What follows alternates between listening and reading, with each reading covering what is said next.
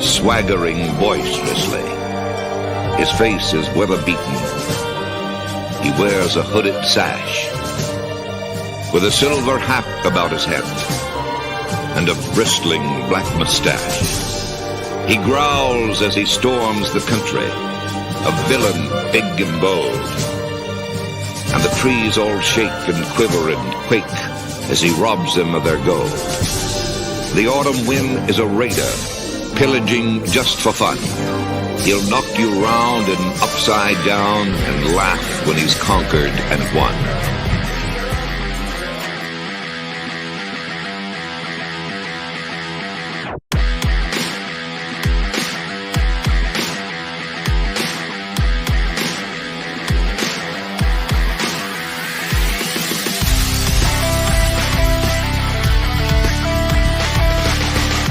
You know what I like to do?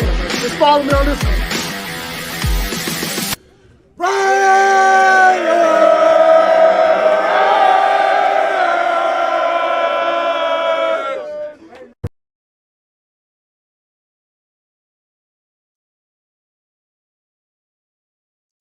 What it do, what it do?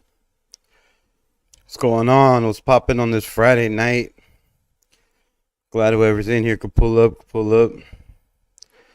Thanks y'all for spending your Friday late night with me. Unfazed in the building, of course. My guy, what's good? Man, I gotta make you a mod. I just gotta figure that shit out. Unless I go live on YouTube, I can't really do it. So, what's good with you, my brother? What's popping on this Friday evening?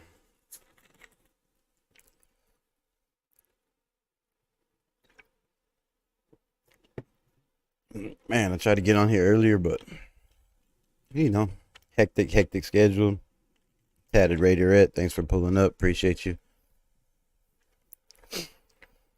So,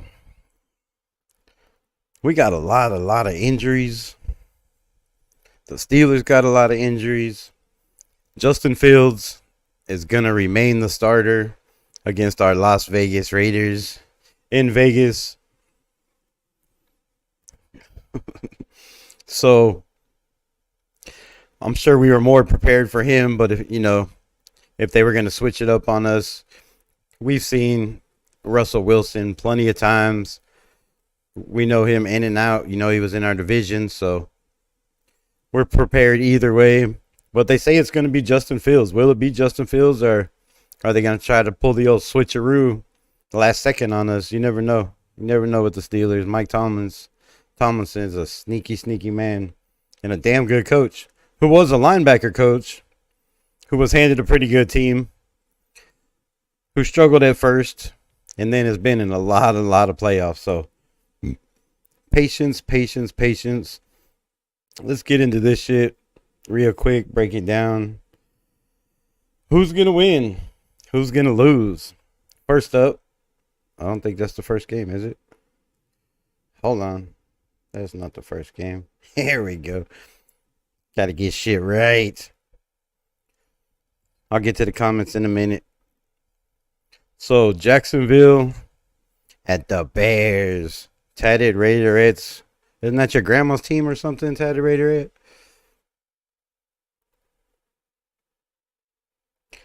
Bears fan. I used to be a huge Walter Payton fan.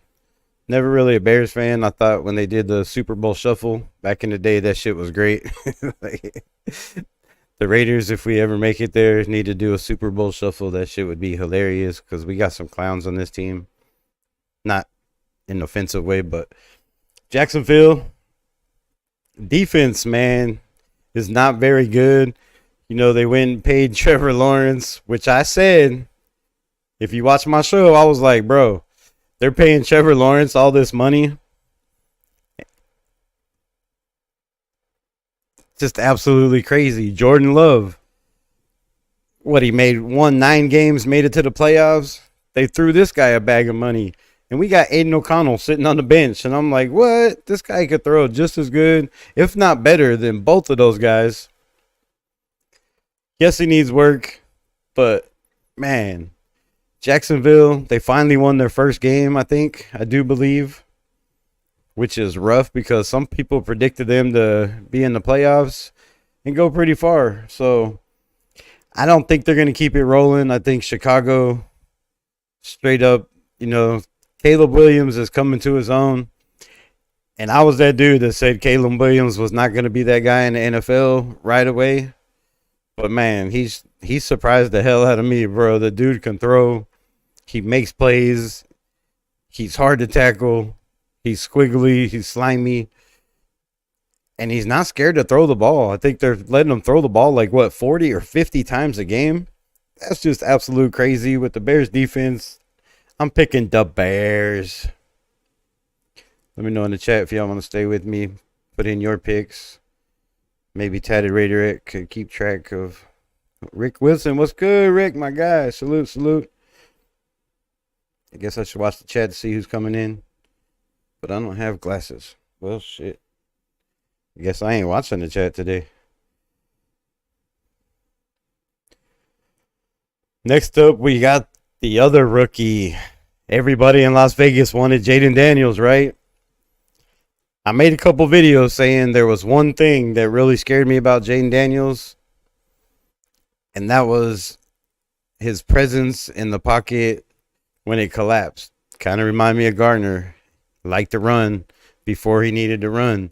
Obviously, Queefsbury, the offensive coordinator, the quarterback coach over there in Washington, have done a hell of a job with the kid. We already knew his talent. We already knew his arm strength. And the man is balling out over there. He goes up against another running quarterback, Lamar Jackson. Where a lot of people were saying Tay might end up. But, bro, I just don't see Devontae Adams ending up in Baltimore. Too many high-profile players over there. Yes, they could use a receiver. They do not have really a main receiver. Well, they got Flowers over there. +8 for Washington.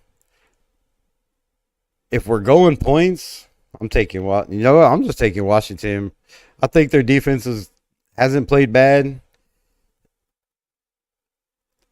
We've seen what Gardner Minshew did to the Baltimore Ravens. So if Gardner Minshew could carve up the Ravens in the fourth quarter, bro, I'm gonna have to go with the upset. I'm gonna take Washington in this one. And Jaden Daniels goes off and shows why he's still in that top running for Rookie of the Year, right? I mean, damn. I know everybody wanted him in Vegas, but there was no way we could have got that kid, right? No way, unless we were giving up 4 picks. And honestly, I still don't think they would have done it for 4 picks. That's why Cliff Kingsbury went there in the first place. He was like, bro, I can't. I got to go where there's a quarterback, right? That's his whole offense. Throw the ball down the field. So I think that worked out well for him. Didn't work out very well for us so far, according to fans. But we'll see what Getsy does with the new quarterback. So Washington, I don't know who y'all got. Arizona and Green Bay. Another game where this kid over here, Marvin Harrison Jr., is looking pretty good. Their quarterback is looking better than he has in the past. We know he can run, but he's throwing the ball downfield. He's getting the ball to the receivers. They just came off of beating the 49ers, I believe. The Packers and Jordan Love. Jordan Love's kind of starting to show that want to play hero ball, right? Try to make too many throws that shouldn't be there, kind of like somebody else we know that played for our team. So I'm going 5.5 points, man. I'm taking the Cardinals. I'm going to have to go with the Cardinals. I think they're on a kind of a roll this year. I think they kind of got shit going with that offensive coordinator and their head coach over there.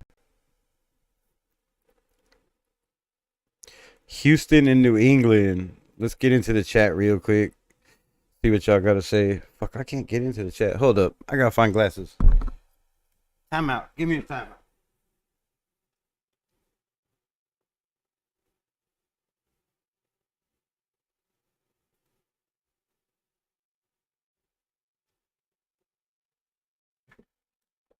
My bad, my bad. Unprofessional as hell, but I was not prepared. Raiders, mofo, you know. Raiders. I gotta switch to the other. I gotta get that Raiders thing up here. I always forget. Yes, you can. What? Can y'all hear me good enough? Or should I put this microphone closer? Salute, salute, salute. What does this say? Honestly, I don't even know how we can do as mad as other people, most links. So it's kind of funny.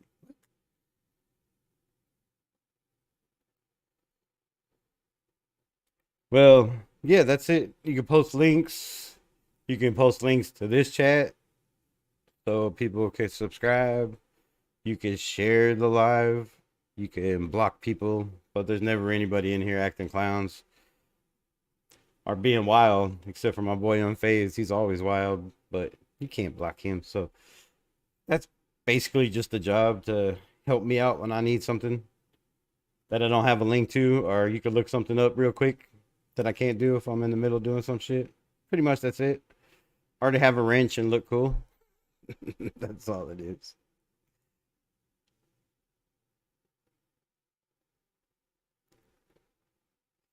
Yeah, man, I think we could block people, but who wants to do that? I mean, nobody. Free AOC. AOC is free, my man. AOC is free. I think we have a much better chance with AOC. Oh, man, I think we have a much better chance with AOC. Like I said, he's not the savior. He's not wearing a Superman cape. The dude is not going to come in and make us look like a Super Bowl team. You know, we have problems with the run game. We have problems with the defense. Very, very bad problems with the defense. You know, Patrick Graham needs to get his shit together. Everybody's talking about Luke Getsy and how he needs to be fired already. But, bro, Ryan, what's good, Raider Ryan? You know, Patrick Graham is just not getting it done this year. We have pretty much the same defense, you know, minus Malcolm Coons, but we had Wilkins. So the tackling has been a huge issue, and guys just being out of place, in my opinion. The more I watch film, you know, guys are just out of place, and by the time they get to the ball, they're kind of waiting for somebody else to make the tackle or make the first hit or make the first move. What else we got? Nation, tatted. All right. We got the chat out the way. I'm at the bottom. What's good? Whoever just pulled up. Appreciate you pulling up. All right. So next up, we got Houston. My fantasy quarterback, CJ Stroud. Man, I wish he was my Raiders quarterback. I like Aiden and all, but damn, CJ Stroud would have been nice, right? To be a Raider. I would have loved to have CJ Stroud. But dumb coaches, stupid decisions, and a broken organization, bro. They're just broken. We're trying to put the pieces back together, but man, broken. Houston, New England is starting Drake May, right? For the first time. That offensive line is not very good. Their run game, same. I gotta go with Houston. I think Drake May might give him a spark, but I think just a young kid against the Houston defense that's pretty damn solid, especially up front, is, you know, just gonna give him problems. But I gotta watch this game because I want to see how athletic the kid is and how he does. Because a lot of Raider Nation said no on Drake May.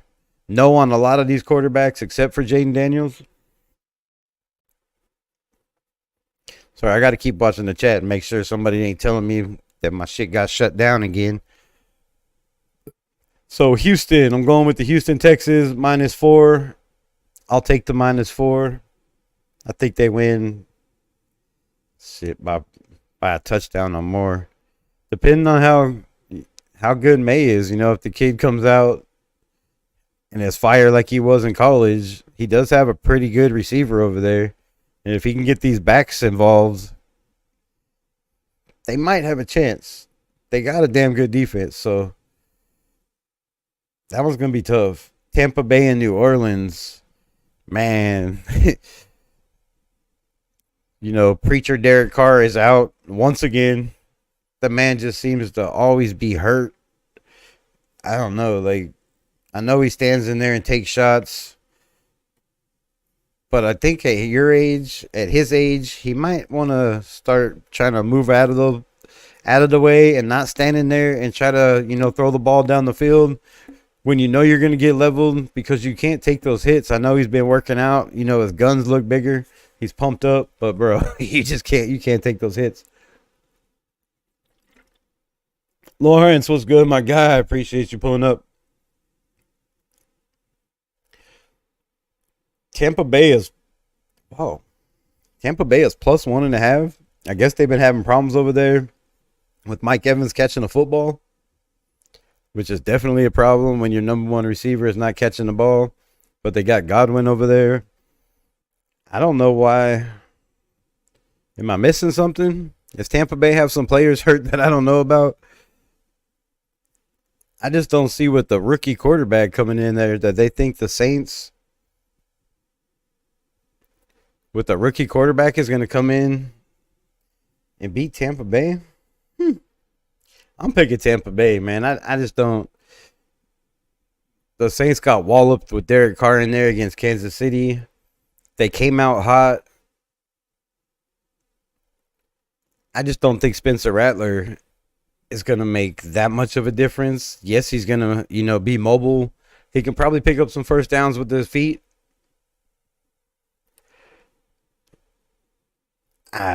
Man, this is rough. I'm taking Tampa. I'm taking Tampa by 10. I'm saying by 10 at least.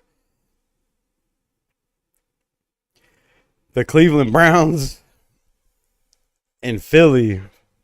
I mean, both teams really are kind of struggling. You don't know what's going on with Jalen Hurts. Like, that dude started out hot, and I don't know if it's just a team. People say one person doesn't make a difference on a football team, but obviously they lost Jason Kelce on that offensive line, and he's not replaceable. Like, you're not going to replace that guy right off the bat. And they are definitely finding that out. I bet they're begging him to come out of retirement. The Browns +3, I just don't, unless Deshaun Watson decides he doesn't have to be a stand-in-the-pocket quarterback anymore and decides he wants to help his team win and make plays with his feet, I just don't see the Browns winning very many games anymore this year. So, yeah, I'm taking Philly by at least a touchdown. Indianapolis Colts, Guard Dog's old team. Anthony Richardson is back. Is it going to be the one that can throw 4 touchdowns a game? Or is it going to be the one that throws 4 interceptions a game? This we do not know. On the other hand,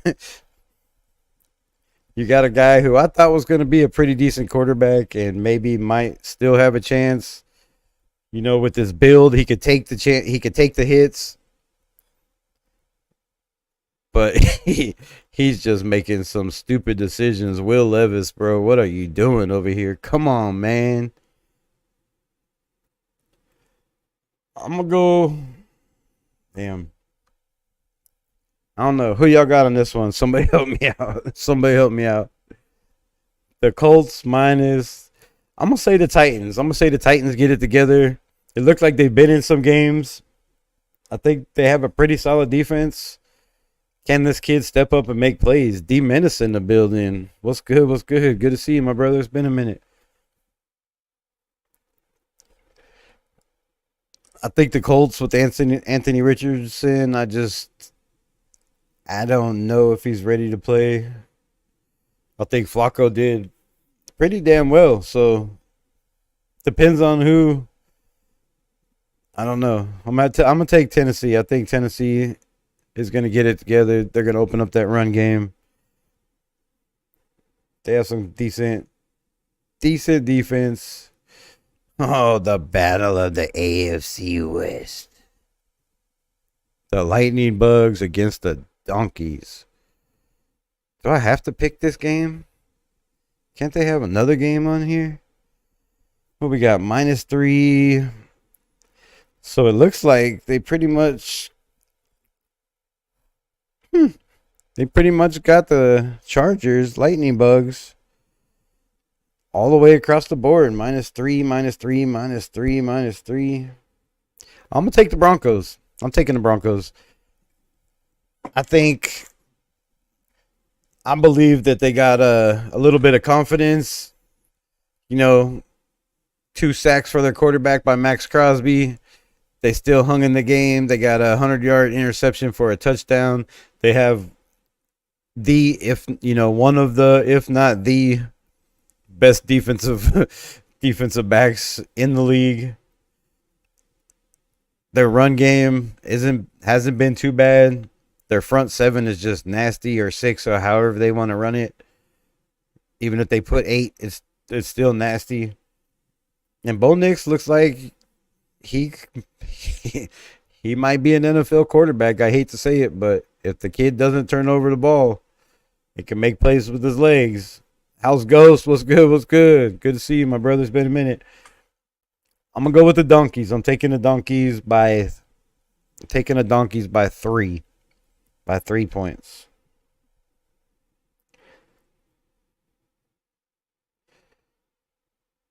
Let me know in the chat. I was thinking about doing a weekly, just a small weekly thing, maybe like $5 a head. Everybody pick their picks. Winner gets pot. I don't know. Let me know if y'all want to do it. We'll do it on Friday or Saturday night or something. We'll figure it out. I don't know. I don't have Zelle or anything.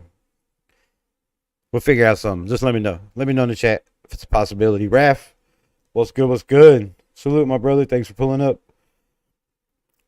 Pittsburgh at the Raiders.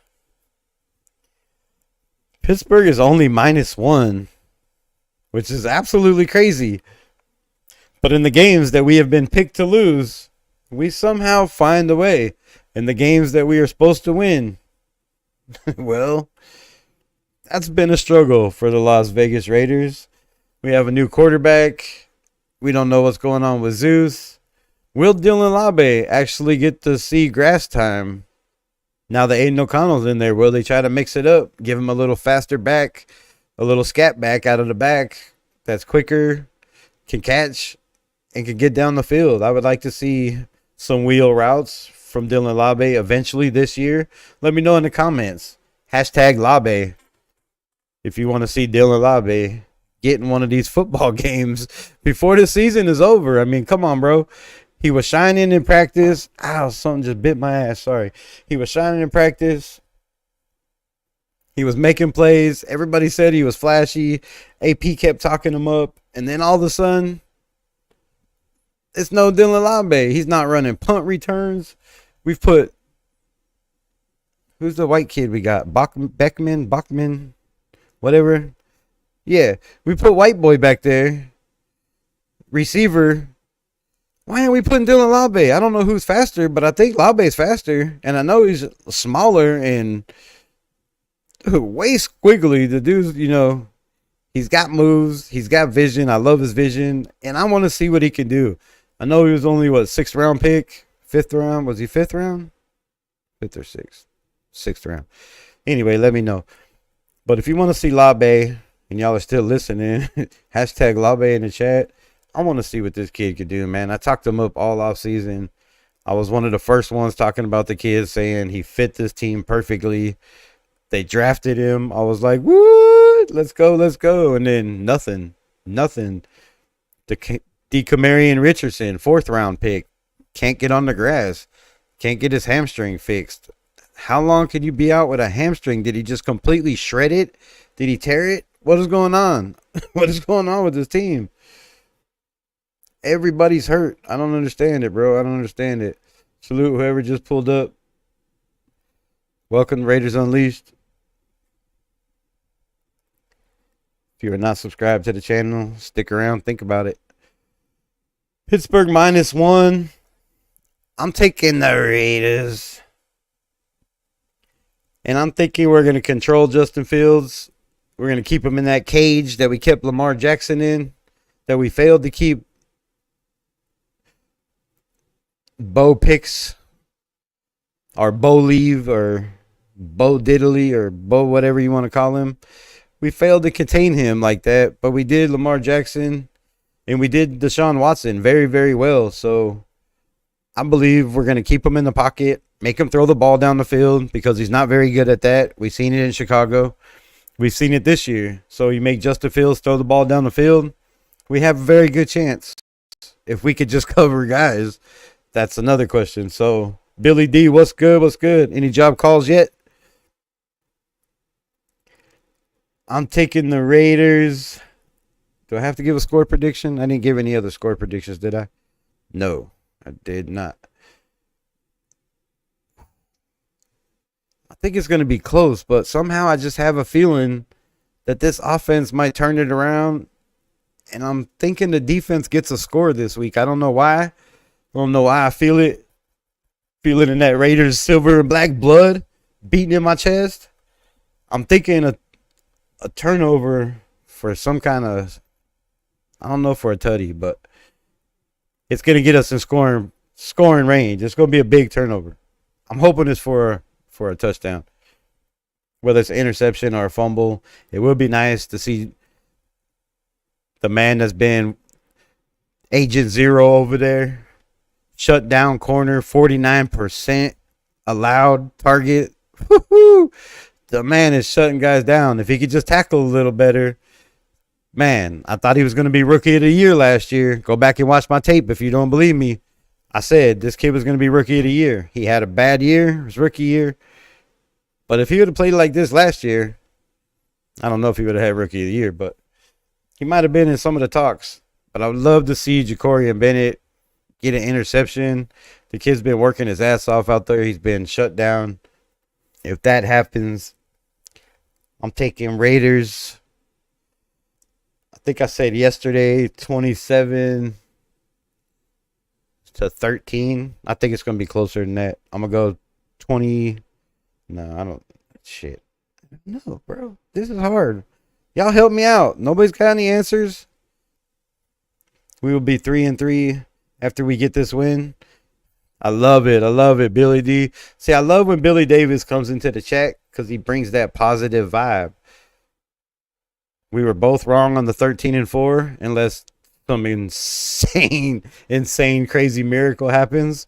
But you know, never know, Billy D. With that positivity right there, we could still go 13-4. I'm not saying. Okay, that's maybe too positive. But hey, if we all stay positive, if we speak it into existence, the shit might happen, you know? Might happen. I'm taking the Raiders.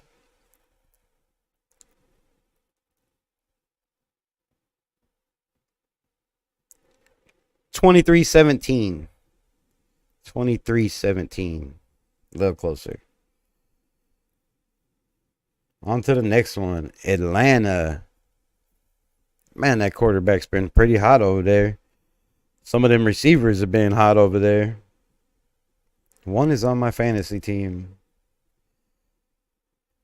And the Carolina Panthers, the only thing they can seem to beat this year is the Las Vegas Raiders. So, yeah, I just don't. Anybody know who's starting? Let me know in the chat. 27-13. Yes. 24-10. I love it. Hey, if we can shut the Steelers down to 10 points and score 24, that would be a big confidence boost for both sides of the ball, right? For the offensive line, for the defense to finally step up and say, hey, we helped win a game.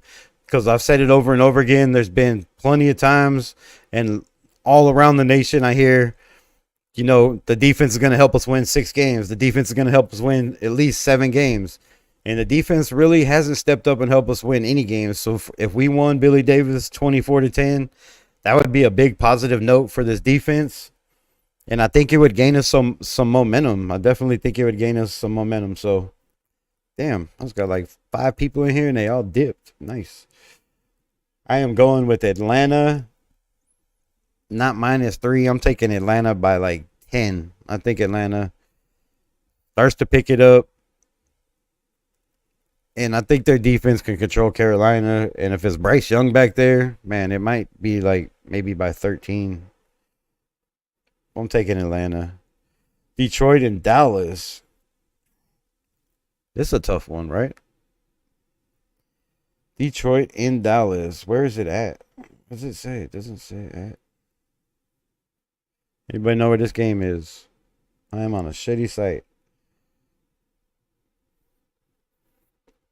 I'm thinking it's in Dallas. Maybe. I don't know. It doesn't really matter. I think Detroit has a better quarterback. I think Detroit has a better defense. I know they have a way better running game. The Cowboys pulled it out against the Steelers last week. But I just don't see that happening. I think Detroit just puts way too many points on the board. They have a solid tight end. There's just too many weapons to try to cover. They have one of the best receivers in the league in St. Brown. I'm going Detroit by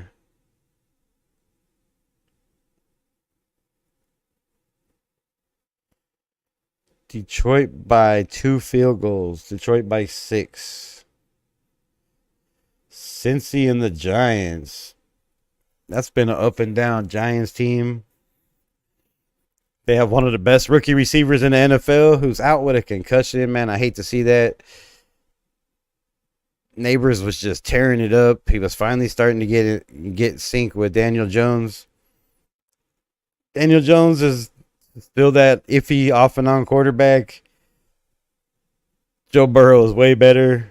But the Bengals, man, they can score points. They can't stop points.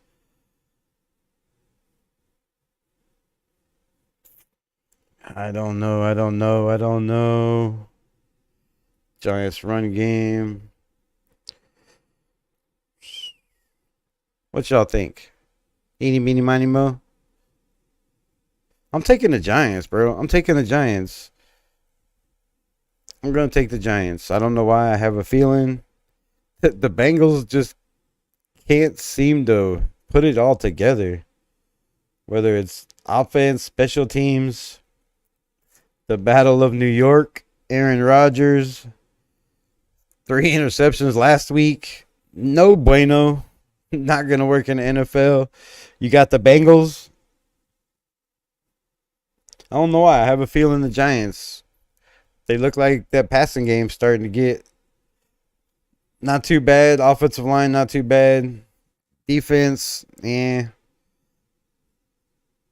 But the Bengals, like, when you think this, they're kind of like the Raiders. You think they should win, and they don't. You think they shouldn't win, and they find a way to come back and win.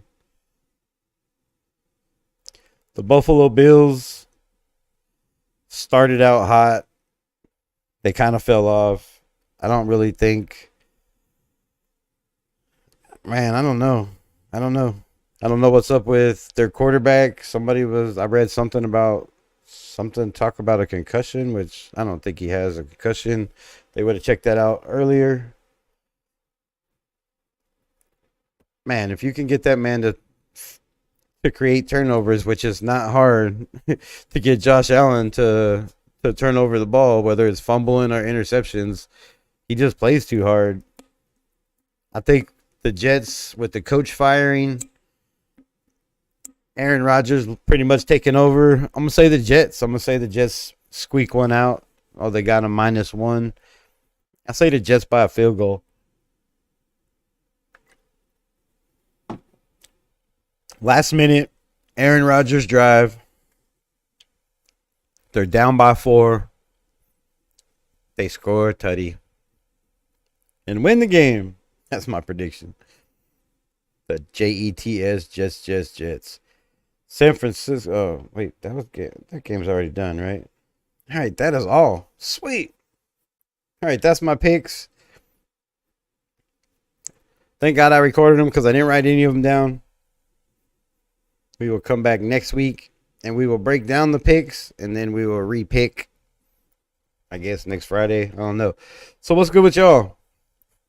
Somebody talk to me. Who do you see? Give me 2 players, offense and defense, MVPs for this game. MVPs. Nothing yet, man. Damn, Billy D. I thought we talked it into existence. We could use a defensive touchdown. I know. We need that spark. We need that spark. JB has definitely turned things around this year. Right? My man has been on fire. His tackling, like I said, hasn't been, it hasn't been hot, but his coverage, bro, his PBUs have been damn good. Let me get caught up in this chat real quick. 27-13, I think I read all that shit. Good night, take care, go Raiders. Billy D, peace out, my brother. Bengals, Lawrence going with the Bengals. All right, so I think this defense finally gets some kind of spark. They've been working on tackling Jack Jones, and his pressers seem like he kind of took responsibility. Trey Tucker and Tyree Wilson. Oh, my God, bro. Please I hope you're right, dude. I really hope you're right. Tyree Wilson with his 2 sacks. 2 solo tackles and 2 assisted tackles is not going to cut it in the NFL in 5 games. So I hope this man actually does something and makes some damn plays for us. Quarterback pressures are great, but if you can't tackle the quarterback, bro, and he's getting away from you on those pressures and throwing for touchdowns, that's not helping us one single bit. Trey Tucker, I could see that happening because Aiden O'Connell and him have that connection. They were throwing in the offseason, but he likes Michael Mayer a lot. I could see both of those guys getting touchdowns in this game, which would be a first for our offense, right? 2 passing touchdowns. Would this be the first game we had 2 passing touchdowns? Please don't tell me that's a fact. See, this is why I need mods in the chat, Raiderettes. You could just look that up real quick. Where are we at? Because if I gotta look it up, then I can't. Then I'm stop talking. I should just be able to talk to this damn thing. All right, I'm not gonna look it up. It's gonna take too long. But yeah, I think maybe we have one game with 2 passing touchdowns. Correct me if I'm wrong, but I don't think we do. So I would really like to see Trey Tucker, stretch the field, get some deep balls, pause if you have to, and not dive for the ball. I like to see those contacts or LASIK surgery or whatever you got work. Get that vision right. Don't dive for the ball. Don't worry about the hit. Catch it and just walk into the end zone, bro, because Aiden O'Connell will throw it up there. He's just got to run underneath it and catch it. But if you're diving for the ball, it makes it hard to catch a ball when you're diving for it, especially when you hit the ground. So it's a lot easier just to stay on your feet, bro. Use that 4.3 speed. Keep running. Catch the ball. I would love to see Trey as the MVP. And I would really like to see Tyree Wilson make enough plays to be MVP. He was the highest graded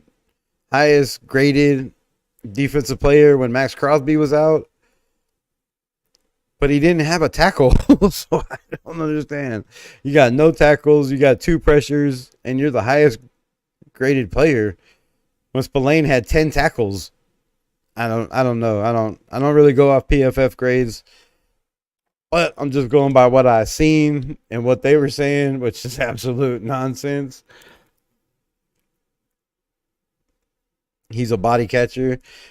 Yeah, well, I thought the problem, when Devontae brought it up about his eyes and him getting LASIK surgery, saying it was the best thing he ever did, I thought he was catching the ball a lot better.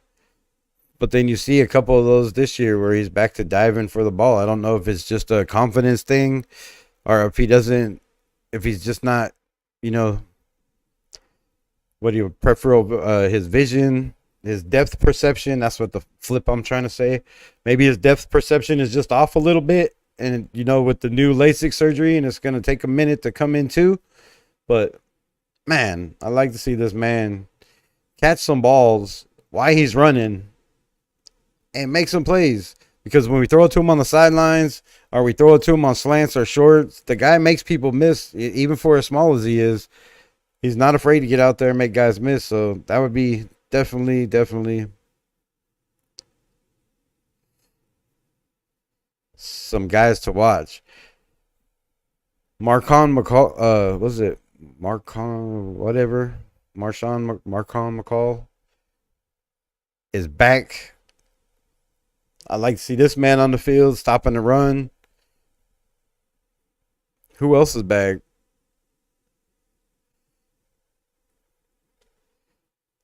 Oh, Butler. So we got Butler back. Adam Butler. Man, Adam Butler, I think, is going to have a huge game. I think I'm going with that as my MVP. I picked him as my MVP a couple weeks ago, and he had one of the best games, but he wasn't, standout. I hope he gets a sack this year because I don't believe he has one this year. But the man's relentless pursuit just reminds me so much of Max Crosby. It's like Max Crosby is definitely, style is kind of rubbing off on him. And I think he wants it more than anybody out there on the defensive line right now. I mean, if you look at our defensive line, nobody wants it like Adam Butler. That man is chasing linebacker or chasing running backs to the sidelines. He's chasing quarterbacks to the sidelines that are way faster than him, but he's not giving up. He's giving it everything he got. So if we could just get the rest of the defense to play like Adam Butler and Max Crosby out there, I think we'll be all right. But I don't know. I don't see how he could be an MVP if we're not putting him out there, because when we do have him out there, he's not really doing shit. And Charles Snowden has come in and played way better in a way shorter amount of time than Tyree Wilson has. And I made excuses for Tyree Wilson. I said, the man's been hurt. He didn't get the offseason. He says he's healthy. And if you're telling me you're 100% healthy and you're still playing like you are right now, bro, then I just don't see no future in it. Like, I don't see no future in this guy. I don't know what they're holding on to. And I don't know what they're waiting for. They kind of did the same shit with Gardner Minshew. 5 games just waiting to see if something was going to click or if something was going to happen. And there comes a time and a point where you have to stop waiting for these bodies to happen. I know people need time, and I was the one saying, you got to give this time. You got to give Tyree Wilson time. You got to give him time. And I got a lot of scrutiny, and I got a lot of shit for it because people are like, dude, this dude's a bust. And I'm like, bro, but he does make plays in the run game, or he did at the beginning and then preseason. But this year, like I said, bro, 2 tackles, solo, 2 assisted. I think he got maybe 1 the other day, so it might be 1 more. But come on, 5 tackles in 5 games with the play time you're getting when you were out there almost a whole entire game when Max Crosby, bro, that's not going to cut it. That is not the Raider standard. That is not the Raider way. And this dude needs to definitely wake up. You're way too big. You're way too strong. People say it's his get off, but that's not that either, because I've seen a couple of plays on film where he was the first one off of the line, not once, but multiple times, and still didn't get to the quarterback. He got to him and then ran around him. There was a couple times in the Cleveland game where he had a direct hit on Deshaun Watson, and he dove to the side and hit the dude with his bicep. He could have just crushed Deshaun Watson, or not even that. He could have just put his hands up and jumped in the air, and he wouldn't have thrown the ball for a touchdown that got called back. So it's plays like that where it looks like he's giving up. And, they've talked about business decisions being made. If there's any business decisions or players making business decisions, I think it's Tyree Wilson right now. Nobody could be making more business decisions than that guy. He's afraid to throw his body in there. I think with the knee injury, it kind of made him a little bit more timid or something. I'm just speculating, but maybe he's not that good. I don't know. But when you're that big and you're that strong, you should be dominating these offensive linemen. But to get stood up by a flipping tight end 3 times in one game, bro, that's not cutting it. And I don't know what they see back there, but put Snowden in more. Put Caleb,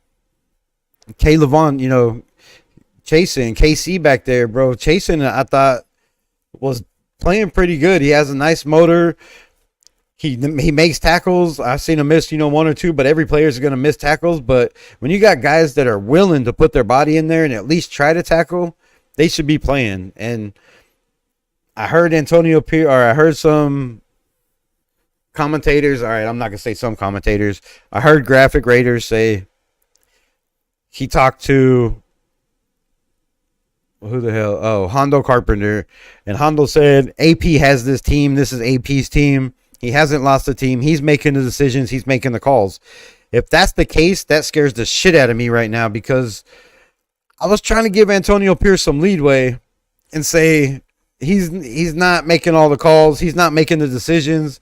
It's not him. He's talking to somebody on the headset. You see him arguing with people on fourth downs. You see him kind of look pissed off like he's not getting his way. So I don't know how true this is. I don't know. Maybe if Hondo just wants this out there because, Graf's going to get it out there to most of the nation. And they're trying to look at, I don't know. But to me, it makes AP look worse, because if you're actually have the team and there's nobody pulling strings, and these are your decisions that you're making with the personnel, with leaving Gardner or even starting Gardner from the get-go, when you knew what Aiden O'Connell had. Maybe he didn't show it in the offseason, but you knew what the kid had. You know what he did last year. You said it in your press conference coming up. I know what Aiden can do, that he just had. I know what Aiden brings to the table.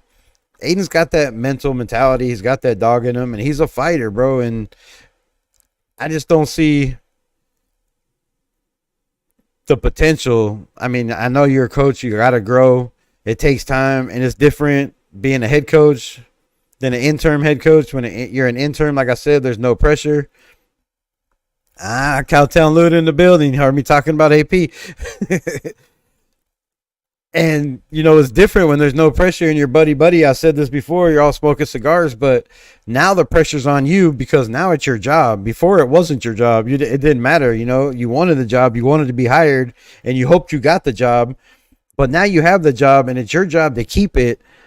And the pressure's on, and I think at one point or another, if you are making these calls and the personnel decisions of who's playing, why isn't Amari Gaynor in there? I'm not the coach, and I'm not trying to be a sideline coach or, a keyboard warrior fucking behind there and sit here and say I could coach better or I know. But it's obvious that these guys should be out there. And it's obvious that guys that we said should be out there before, when they get out there, show they should be out there, right? Palomau, look at Palomau. People said Zeus wasn't the running back. It should be, Madison. Hasn't really proved that, but he's played better when he on way less carries. Everybody bitched about the offensive line. And Whitehair, we said Whitehair shouldn't be out there. They make the switch, the offensive line is better. So from what I've been saying so far about who needs to be out there and who doesn't need to be out there, when they put these guys in, it seems to be a change. It seems to flip-flop. They seem to get better at these positions. So take a chance, bro. What do we got to lose right now, man? We're 2-3. We're trying to get back to 500. We're going against an insane defense, and we need to pull out all the stops. And I think, wheel routes from a fast little tiny running back that are not expecting, with an arm like Aiden O'Connell, who's not afraid to throw the ball down the field, might come up with some plays, some more trick plays. But yeah, if that's really the fact, and AP has this team, and there's not Tom Telesco in his ear telling him you can't do this or you can't do that, or I want Gardner Minshew to start because he's making $25 million and we're not paying him to sit on the bench. If none of that is true, and this is all AP's, he has the team and he's making all the decisions, why is there a problem getting 12 men on the field? Not once, but twice, bro. Back-to-back plays. Personnel swapping in and out. Like, if you're the coach and you're the head coach and all these calls are on you, then that shit's on you. Going for it on 3rd and 6 and running the ball, and then on 4th down decide to punt. Like, those are called. I know it's growing pains, and I know you got to learn, but somebody's got to be in his ear saying, hey, bro, maybe overthink this, maybe think it again. Do you really want to do that? I don't know, but I was bitching because somebody was in his ear, I thought, pulling strings. But if it's just all him making some of these dumb decisions with the timeouts and all that, then where are these guys that are supposed to be in his ear? Like Marvin Lewis, I thought, was the assistant head coach. Where is he on the sidelines? Like, I never hardly see him and AP talking. Is he up in the booth? I didn't see him in the booth when they were showing up there. So I don't know where these guys are or who he's talking to. But there's rumors saying that it's AP's team. He hasn't lost the locker room. He makes the calls. If he wants a guy in there, the guy's in there. If he wants them to go bring in a guy, you know, in free agency, Telesco goes and gets him. I don't know. If that's the case, bro, it definitely, like I said, definitely scares the shit out of me, bro. Trying to tell you it was AP, Rebel. I mean, yeah, a lot of it comes down to coaching decisions, and a lot of it comes down to not being a coach, like we've talked about on this show before. He said before, and this ain't me talking, this is the words that AP had coming out of his mouth. Like, I'm going to let my coaches coach and my players run the locker room and discipline players. I'm going to let my captains be captains and tell players when they're messing up and get on players. Then what exactly is your job, bro? Because if you're not a cheerleader or a rah-rah guy, you have to be doing something. I don't know. The same with their kids. Like, where are their kids working? Marvin Lewis's son is there. AP's son is there. Could we have guys with more experience at these spots? I know they want their kids to learn, but is this a time to have them learning when we have players that need to be taught? I don't understand some of the decisions at all, bro. No, because of his mistakes, he's praying O'Connell saves his job. The same O'Connell gifted him. I know, and that kind of pisses me off because you come out and say, I know what Aiden O'Connell can do. I know what Aiden O'Connell brings to the table, and we're going with Aiden O'Connell. What made you change your mind in the first place? That's what made me skeptical about AP not having the power that he wants with his team. That's what was driving me crazy, bro. I was like, there's no way, because he said Aiden O'Connell was the quarterback until he was not, until he got beat out. He never got beat out.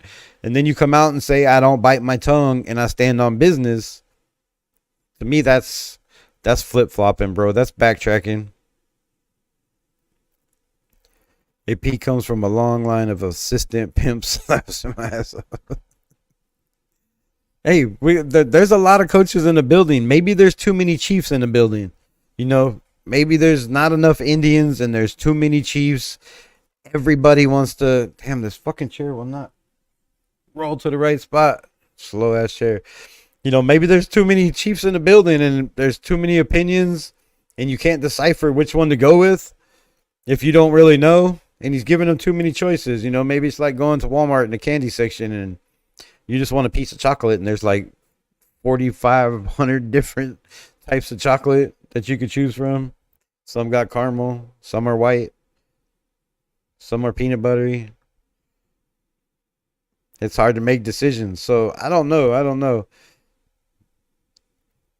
Some of the coaches, though, that are here, I question. Like Mike Caldwell. Why are these guys not able to tackle, bro? You're the linebacker coach. You were a head coach. You were a defensive coach. And you were a head coach. And you can't get these guys to tackle. You know, same thing with our defensive back coaches. Why can't you get these guys to tackle? Y'all were great at tackling. AP was great at tackling. We just can't seem to get guys to tackle. And maybe it's the mentality. I talked about the mentality of this team. I thought they brought in a bunch of dogs, you know, that were strong mentally, that were physical, that wanted to be physical. Guys like Eichenberg, guys like JPJ, and maybe we have to wait until those guys develop, until we get the physicality, the violence, the ill intent. Maybe we don't have those guys. Maybe that's why Tom Telesco hasn't re-signed Nate Hobbs. Maybe that's why he hasn't re-signed Trayvon Morig. Maybe that's why, you know, Divine Diablo. It can't be why he hasn't re-signed Spillane, because Spillane needs a contract now. Like right now, man, don't let the season run out. Pay this man, keep him in-house. If they let this dude go into free agency and they don't play Spillane, I'm going to lose my mind, because to me, they said Josh Jacobs, when he was here, was the heart and soul of the team. Bro, this man, Robert Spillane, is a hard hat wearing, dog mentality, beast mode all the time, leads the team in tackles every single game. Why is he not signed back? We have all this money. Bring this man back. Bring him back now. Please, please sign Robert Spillane. Speaking of Robert Spillane, he's going against his Steelers. The man is fired up. You know, they let him go. He was loyal to him. And now he loves it where he's at. He loves working with AP. He loves this defense. He's trying to make it better. But, man, if we just had, 3 Robert Spillanes and 4 Max Crosbys, we'd be straight. But we don't. So, please pay Robert Spillane, bro. Pay this man. Keep him on the team. Do not let him go anywhere. What else we got? Did I get to this already?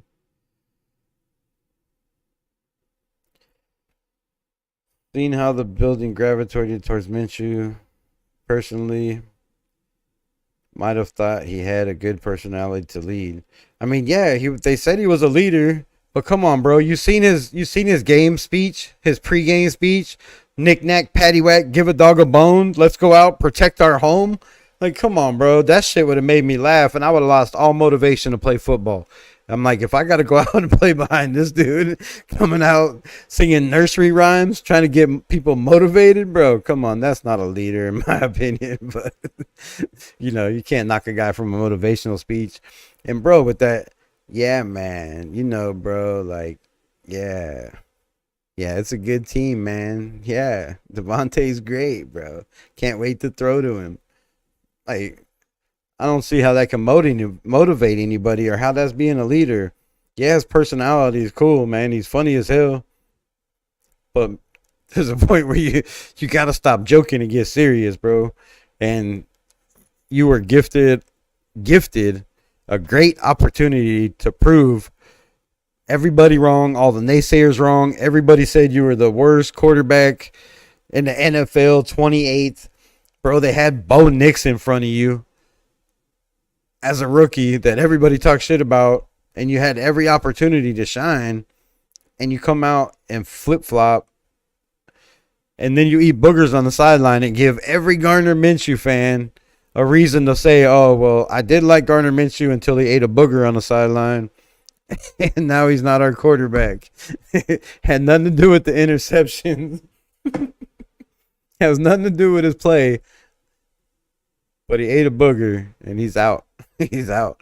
People talking about cut him, trade him, kick him off the team.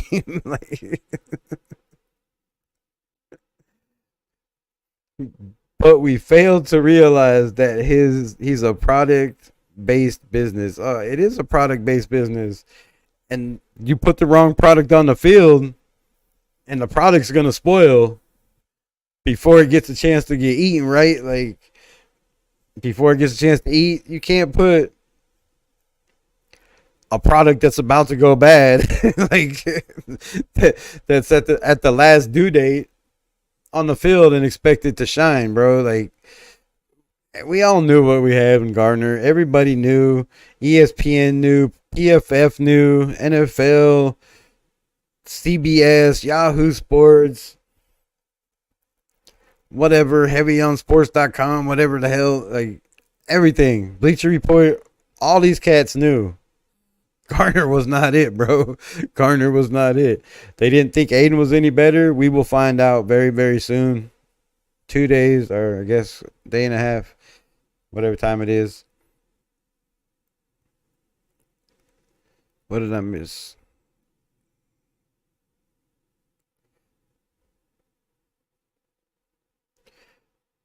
Oh, I got that one. Wait, did I have that one? No.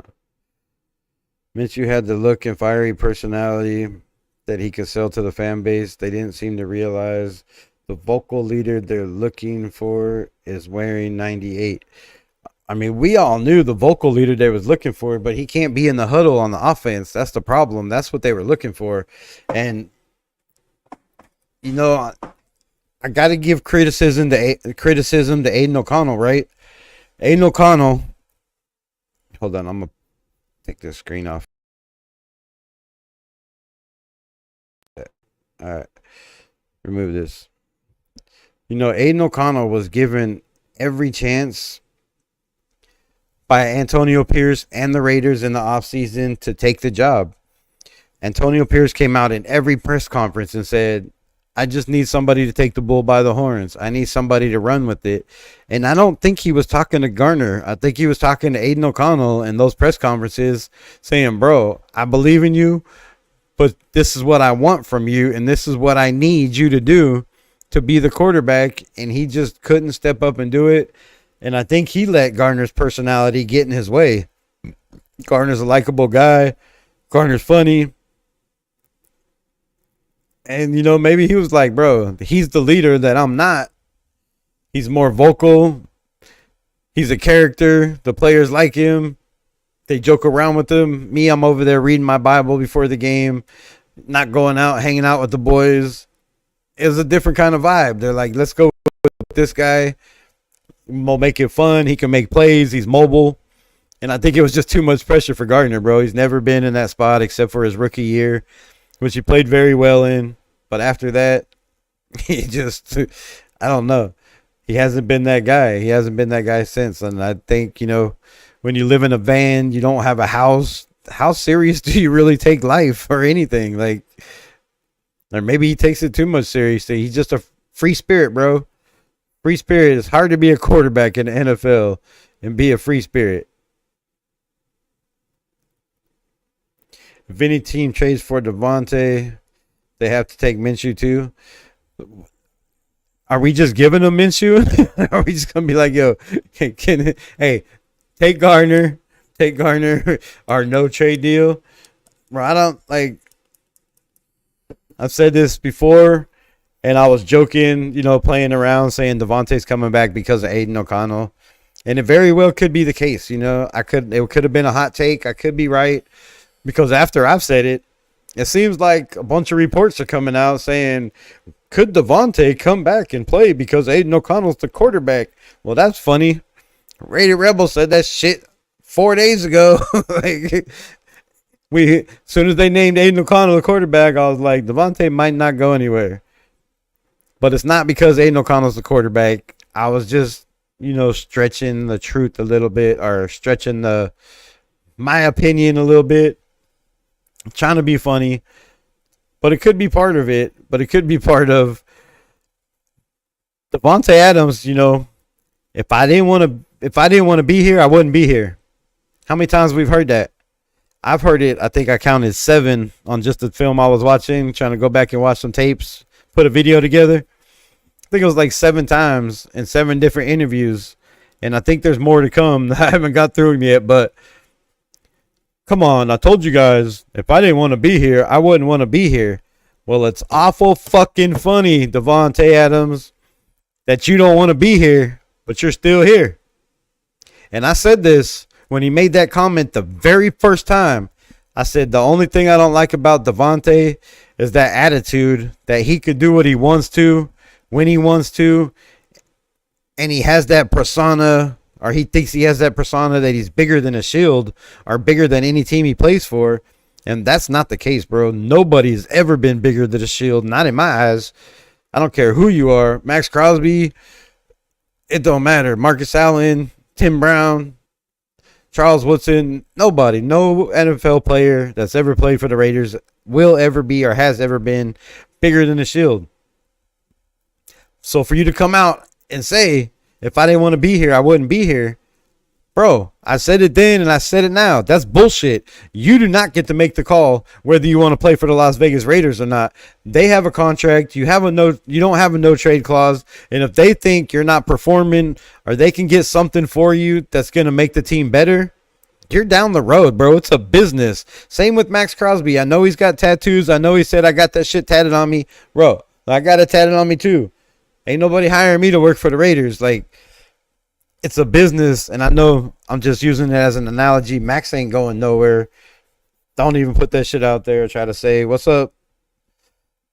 What, Timmerman? What's good? What's good? Ravens 6.5. Packers -2.5. That's what you got? Who's your team? I think I picked. I didn't pick either one of those. I picked the Redskins in an upset. And I also picked. Who the hell were the Packers playing? Fuck, I don't know. I closed it out. Let me see if I can find it. One more time. Damn it. Hold on. Somebody in the chat. Help me out. Wait, I got it. Oh, the Cardinals. Yeah. I had the Cardinals as my sleeper, +5. I don't think they're going to need the +5. I think they're going to win by, maybe a field goal, maybe less. Could be 1 or 2 points. But I think the Cardinals, that offense is looking nasty. You don't know what you're going to get. And my guy over there, Jordan Love, the overpaid quarterback after 1 year, kind of like Trevor Lawrence. I don't know. I don't trust in these quarterbacks, my guy. Seahawks guy, but I had the Niners -2.5. Seahawks. Bro, I got a Seahawks jersey over here that I don't know where it came from. You want it? I'll send it to you, bro. Free of charge. You have to pay the shipping. I don't even know who it says on it, but somehow it ended up with my jerseys.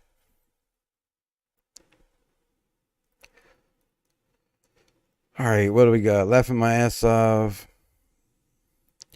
Flute funny guy on the room is never a leader, right? You can't take a funny guy serious. That's the problem. Like, if you're always joking around, who the hell's gonna take you serious? Unless the class is full of clowns. Well, if you missed it, go check it out. My interview with Woo Governor. He pretty much said that the Raiders locker room was full of clowns. He said everybody in there was funny. They were constantly joking around. And maybe that's the problem. Maybe that's part of the problem on defense. Maybe everybody's AP's not in the locker room. He said he don't even go in there, so he don't know what's going on in there. Maybe they just have too much fun. I don't know. I have no idea. What else you got? Cardinals just one big upset. I think they could get blown out. I don't know. I kind of think that coach and that offensive coordinator, with Marvin Harrison Jr. over there, they got something going. I think their quarterback finally has guys that can make plays, and he can throw the ball down the field. And if he don't have to, he can get his little ass out and run around. And I think Green Bay, they don't have the greatest defense. Josh Jacobs played for the Raiders. You don't know what you're getting with him. If you're going to get a 150-yard game or if you're going to get a 60-yard game, it's kind of hard to choose. I think the Cardinals, for first time in a long time, pull off back-to-back wins. Too much hype on Washington. The type is going to die down soon at some point. Yes, I agree with that. There's a lot of hype on Washington and on Jaden Daniels. But I don't think the hype is going to die down until they start losing, right? I mean, if the kid, he's in the Rookie of the Year conversation already, so there's not really much battle, I guess. Unless the kid in Chicago over there just picks it up. But I don't know. I like Jaden Daniels, man. I think the kid made big steps. I broke down his film, like every throw, from the pro days, and I was nitpicking that shit apart because he was missing bad. And if you missed that, go find the video, Jaden Daniels film breakdown of the combine. he was missing bad. Had wide open neighbors, had a wide open what's the other guy? Damn, that's my favorite receiver too. Oh, Brian Thomas Jr. had them guys wide open, overthrowing them, throwing the ball out of bounds, and it was only when they ran pressure at him, and it was fake pressure. It was just a coach running at him with the bag, and anytime they did that, the man's throws were off, and people were like, "Oh, you're crazy! He's going to be the greatest rookie. He's going to be the greatest quarterback." And I said, if they can fix that, and I also made a video, added in a video that there was a stat saying that his pressure rating or his passing rating when pressure is in the pocket was 20%. And there was only like 2 quarterbacks out of the NFL that had ever been drafted in the first round with that kind of rating. So obviously his talent was a big thing because they took a shot on him at number 2. And they cleaned that up. Kingsbury's done a awesome job. I don't know who their quarterback coach is over there. But, man, they've done a great job cleaning that up. He's not scared of pressure. Oh, they got that simulator thing, too. I've seen some shit on that. Jaden Daniels wears a simulator, and instead of practice out there and wearing out his body, which is probably be the next thing in the NFL, but instead of wearing out his body and out there taking hits in practice, he comes in every morning and does practice with the virtual reality set on it. He said that shit is accurate as hell, so he just stands there, throws the ball like he's really playing, and he said it's helped him read defenses a lot. So, man, I think that kid's hype might not go away, and like I said, until somebody shuts it down. But if he keeps playing like he does, Washington's going to be in a lot of games. They have a pretty solid team, very young team.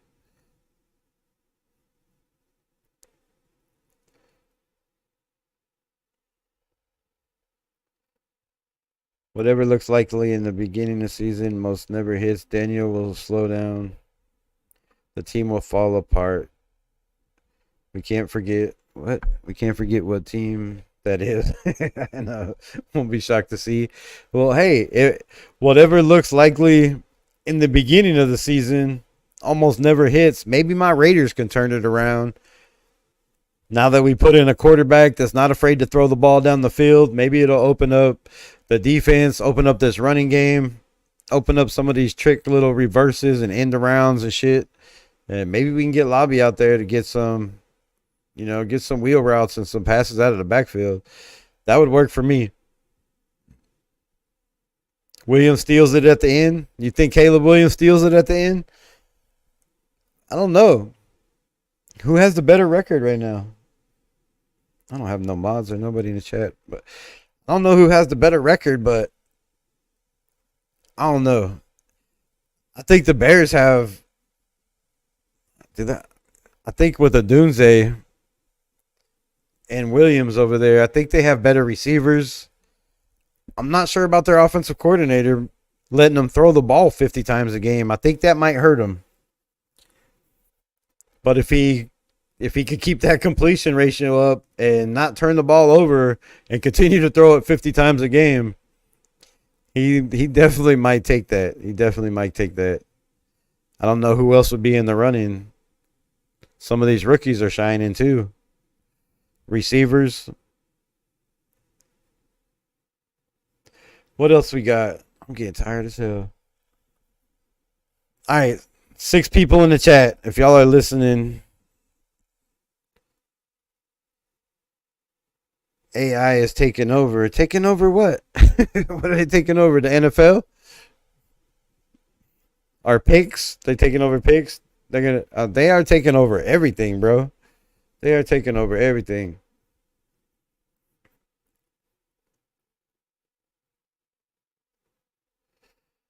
All the money and bets will be on Daniels. Vegas doesn't like gifting the NFL. Likes things to look one way, turn the other. No shit, I hear that. I foresee Williams stealing it. Chiefs lose in the first or second playoffs in the second round. I like this guy. You should come on the show more often. I'm just saying. Anybody that thinks that Kansas City Chiefs are not making it to the Super Bowl again, You are welcome on the channel anytime, anytime. But yeah, bro, I totally agree. I totally agree. I think all bets are on Daniels right now. But I don't know how all bets can be on Daniels because Caleb Williams is playing pretty solid. And his offensive line is not great. I think Jaden Daniels has a way better offensive line right now at this point. Every time I watch the Bears, I see Caleb Williams running for his life, and I don't know if he's just trying to play Superman ball and make plays, but I see that man running for his life. And Jaden Daniels, when he's running, that's just designed. Like he's got that in his head. He knows he's running before he even snaps the ball. He's getting pretty good at reading defenses. I'm pretty impressed with that kid.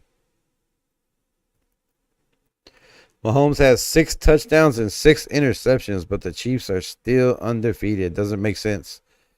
Well, it does kind of make sense because their defense puts pressure on opposing quarterbacks. They get turnovers when they need to. And teams give Mahomes the ball back. Like, I tried to say the only reason we beat the Chiefs last year on Christmas Day is because Aiden O'Connell didn't throw in the ball in the second half, and everybody wanted Aiden O'Connell to not be our starting quarterback because he didn't throw the ball in the Chiefs game in the second half and because we didn't score any points in the Minnesota game. But I said over and over again, we did exactly what we needed to do to win that game. We took the ball out of Patrick Mahomes' hands in the second half, and we ran the shit out of the rock, dude. We straight ran it down their throat. We were like the Flintstones, just wheels, feet turning constantly. And that's how you beat the Chiefs. You take the ball out of Patrick Mahomes' hands. The less possessions he has, the better chance you win. The farther he throws the ball away from the referees, the better chance they have to win. We all know that's a fact. 3 of those games they should have lost. The Ravens game, yes, the man's toe was out of bounds, but there was plays in that Ravens game that could have went either way. And if they went the Ravens' way, that game would have been a totally different story. Then you have the Cincinnati game where the man totally was interfered with. The dude was jumping over his back while he's trying to catch a ball. No flags. So, yeah, their luck's got to run out, bro. The Kansas City Chiefs can't sit there and get lucky all the time. They lose players who's in a hit and run with weed on him, takes off, and still gets away with that shit.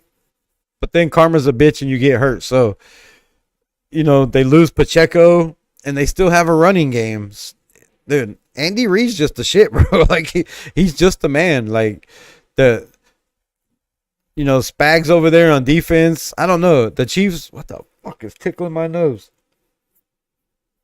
The Chiefs are going to be hard to beat, but I definitely see them losing in the playoffs because when it gets playoff time, you can't play sloppy ball like you're playing now and still win games, even if you have Patrick Mahomes, unless you give him the ball when it's close in the fourth quarter or with 2 minutes left in the fourth quarter and him down less than a touchdown, you're probably going to lose. But, yeah, they just get lucky and they have guys next man up. The coaching is so good over there and they teach their guys so well that when guys go down, it's not a loss. Like I said, all offseason, as soon as Snead was gone, bro, that was going to be a big hit for the Kansas City Chiefs. I thought their defense was going to take a big fall.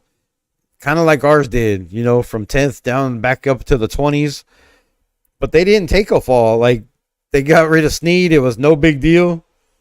Next man up. And their defensive backs are playing lights out over there. Except for the penalties that they keep getting away with. But, when you can get pressure on the quarterback and you got a team that has a quarterback like that and a receiver or a tight end that can just get open by snapping his fingers, they're kind of hard to beat. But I definitely want to see the Chiefs be dethroned.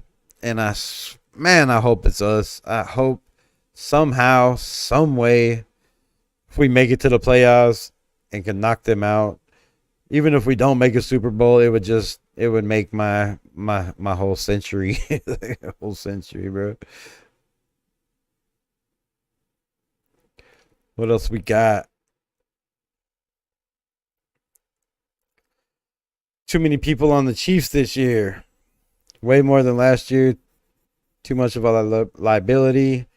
Chiefs lose in the first or second round, maybe AFC Championship, but I doubt they make it to the Super Bowl. Yeah, I don't see them.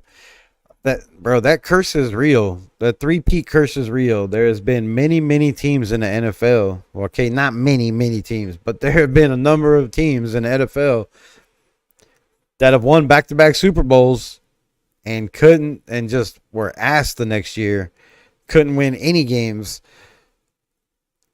Well, they started out ass and they kind of picked it up towards the end of the year. So I'm hoping that this trend is just a flip-flop and Kansas City starts out hot. All the bad luck catches up to them. You know, their offense starts falling apart. Kelsey doesn't do his job. Mahomes keeps throwing these interceptions more than he does touchdowns. And maybe, just maybe, they fold in the end. But I just hope it's not the Broncos or the Chargers that take their playoff spot if they don't make it, which I see them making the playoffs.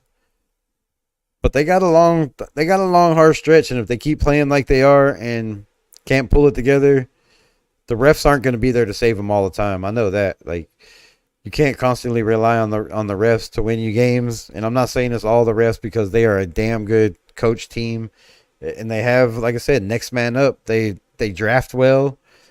They keep their guys in-house, and they coach them up. You know, they bring them along very, very well. So hopefully they will fall the hell off. Who do you see beating the Chiefs if they don't make it? Because the Ravens can't seem to do it. The Bills, I don't think, have the defense. I don't really see another AFC team beating them. That's the problem. I mean, there could be one to come out and put it together, but at this point,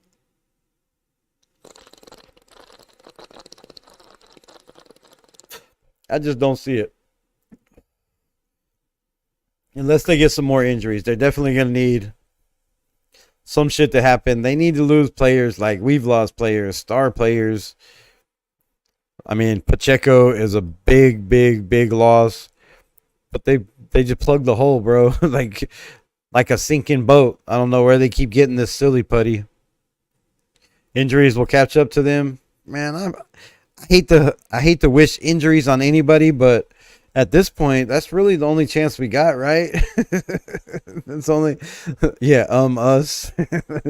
That's the only chance we got is for some of these guys to hit that injury bug kind of like we do. I mean, come on, Kuntz, Wilkins, Epps,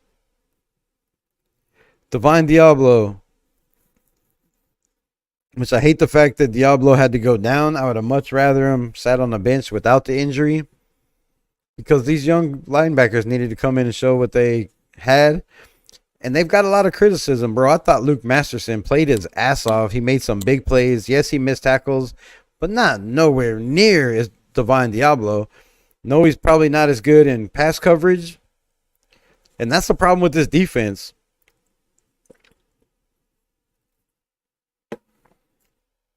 Teams caught on to our weaknesses, and they caught on to Patrick Graham. And our weakness right now is Robert Spillane is our best linebacker, and we can't take him out of the game on passing downs.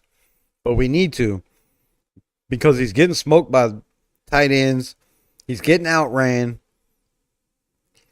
Yes, he's good in coverage if it's short coverage, but these guys are stretching him out the field and taking him out of the plays.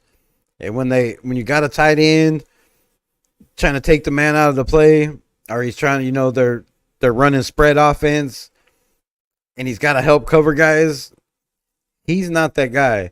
Amari Gaynor is that guy. He's the fastest linebacker we have. He's good in coverage. He's good at pass rush. He can play all three linebacker positions, which we only play two most of the time. So you put him on, whatever. We play Mike and Will. You can put him on whatever side you want to.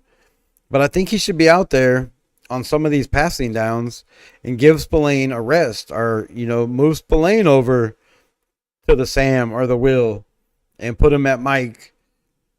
Let him blitz more. Let him get some pass rushes. Personnel, bro. The personnel shit is killing me. Divine Diablo is good in pass coverage, but we can't keep taking these guys out because we're telling the offensive coordinator who's sitting over there watching what we're doing. They know. They watch film. They're like, bro, this guy can't tackle worth of shit in the run game. This guy can't cover. If he was a blanket, bro, he couldn't cover somebody. It's the NFL. These guys catch on really, really quick. They find your weaknesses. They pick them apart. And that's what defenses are doing. Our offenses are doing to us. They're picking us apart step by step, piece by piece. They found the weakest links, and they're taking full advantage of it. And I don't think it's the players. I think it's the personnel and coaches putting in the wrong personnel. Amari Gaynor needs to be on the field. And I've said this about JPJ. I know he was hurt. I said it about DJ Glaze, which everybody said was a reach. And there's plenty of guys out there and NFL experts that was like, oh, my God, the Raiders picked DJ Glaze 3rd round. I was like, bro, this kid, something about him. Something about him. And, yes, he got cooked in the – not cooked in the Senior Bowl. But he was getting cooked in practice, and he made a couple adjustments and did way, way better. So the fact that he learned just like that, like I said before, really showed me his intelligence, and he's got the strength, he's got the size, he's got the agility, and DJ Glaze should have been playing instead of Colton Miller. And you're going to say, well, Colton Miller's a veteran. Yeah, he's a veteran that's hurt, that missed all of training camp. Should have not been out there. He was a liability. He was a liability against the Chargers. He was a liability against the Ravens. He was a liability against the Carolina Panthers, very, very bad, which they don't even have that great of a pass rush, but he was the biggest liability when it came to them. So Colton Miller shouldn't have been out there right away. We should have went with DJ Glaze and Dylan Parham and gave us the best chance to win. Hey, Zeus, what's good? Thanks for pulling up. The Raiders should fire Luke Getsy. Well, tell me why the Raiders should fire Luke Getsy, and we'll get to that. But what was I talking about? We have a lot of winnable games left on the schedule. Hey, we had a lot of winnable games at the beginning of the schedule. And the ones we weren't supposed to win, we won, like we said. I don't even know what I was talking about before. I forgot. Damn it, I got to stop reading the chat when people come in. But yeah. Luke Getsy. Fire Luke Getsy. Why does everybody keep saying fire Luke Getsy? What about fire Patrick Graham? Patrick Graham was supposed to be a head coach, supposed to get head coaching jobs. This defense couldn't stop. I don't know. Right now, they can't stop anybody. They play solid for a little bit. They give up huge plays. If there's any plays over the middle, we're smoked. If it's any plays to the sideline, we're smoked. It's not the offense. Go watch film breakdown. I don't know if you're new to the channel or if you follow the channel. If you do follow the channel, thanks. If not, go watch the film breakdown I did called What's on Film. Got a picture of Gardner Minshew. Got little flames on it. Go check it out. Sub to the channel if you like the content. But Minshew's had guys open. Brock Bowers could have another 150 yards more than he has right now. If they would just hit the open man. Minshew is taking sacks, trying to make plays with his legs, not letting plays develop. It's not Getsy's offense. Yes, the run game is Getsy's offense, but Antonio Pierce needs to step up if this is really his team, and he is the leader of this team, and tell Luke Getsy, the hell with your wide zone and your wide zone blocking. We're going back to power. We're going back to power run. We're putting Zeus in there. We're putting Madison in. We're going to let him split reps evenly until somebody takes the job and starts running the damn football. But you can't take away what works and what worked before with a lesser offensive coordinator. I mean, come on. Bo Hardegree has never called plays in his life. He was a quarterback coach, and that's all he ever did. That was his first job in the NFL, I do believe, is to be a quarterback coach for the Raiders. Dick Daniels brought the guy in. He took a playbook that was trash that was hard to learn, and he made it easy to learn, and he added plays that helped the Raiders win games with Aiden O'Connell.